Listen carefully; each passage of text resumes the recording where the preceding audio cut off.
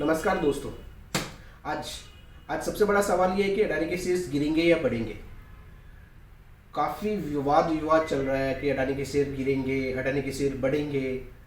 कुछ दो ग्रुप बन गए हैं। एक बन गया है कि अडानी के शेयर्स गिरेंगे, एक ग्रुप बन गया कि अडानी के शेयर्स बढ़ेंगे वापस। इंडियन बैंक ने जो अपनी रिपोर्ट 25 जनवरी को जो रिपोर्ट निकाली थी, उसके बाद से ही अडानी के शेयरों में बड़ी भारी गिरावट आई है। और ये गिरावट और कितनी गहराएगी इसका पता किसी को नहीं है, लेकिन इसके बारे में आज हम एक चर्चा कर रहे हैं। और हमारी चर्चा का विषय यही है कि अडानी के शेयरों में कितनी गिरावट आएगी, क्या अडानी के शेयर्स में कुछ प्राइसिंग वापस अपवर्ड मूवमेंट आ सकता है, कुछ प्राइस बढ़ सकती है, उसका फायदा हमें मिल सकता है, क्या हमें अडानी के शेयर्स खरीदने चाहिए। ऐसे बहुत सारे सवाल हमारे जहन में भी घूम रहे हैं। हमारे कई सारे क्लाइंट्स ने हमें अप्रोच भी किया और सबका यही सवाल था कि हमें अडानी के शेयर्स परचेज करने चाहिए, क्या अभी हमें वेट करना चाहिए। तो दोस्तों मैं यही कहना चाहूँगा कि अभी अगर अडानी के शेयर्स हमें बाय करने हैं तो उनमें हमें काफ़ी चूजी होना चाहिए, कुछ कंपनियां अपने को चूज करनी चाहिए। हमारा मानना ये है कि हमें फोकस करना चाहिए अंबुजा सीमेंट पर, एसीसी पर, अडानी पोर्ट पर और अडानी विलमार पर।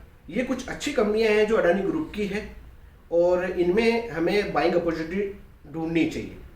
आगे आने वाले समय में अडानी के शेयर्स और कितना गिरेंगे, कितना बढ़ेंगे, ये कोई नहीं जानता है।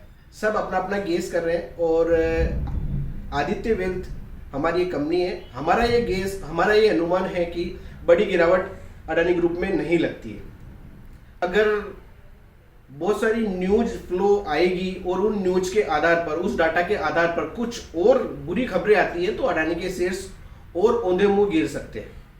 और ज़्यादा जो बुरी खबरें आ सकती है वो आ सकती है, इसका कोई कुछ अनुमान नहीं लगा सकता है। इसका अनुमान तो अब भविष्य ही बताएगा कि क्या होगा।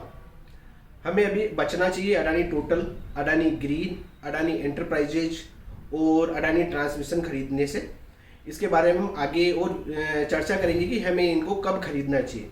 अभी हमें फोकस करना चाहिए अडानी पोर्ट पर, अडानी विलमार पर, अंबुजा सीमेंट पर और एसीसी पर।